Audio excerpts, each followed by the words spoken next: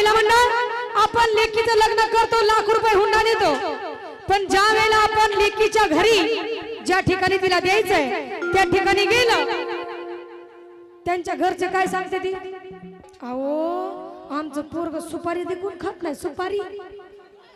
अहो सुपारी सोडा पण कोणचा दोस्त मित्र सुद्धा त्याला नाही असं म्हणतात। मग आपण भाळलो लग्न लेकीचं करून देतो, म्हणून ही वरमाई काय म्हणते बघा, एक चुटका बर का, एक चुटका थोडासा, हौस ग मला मोठी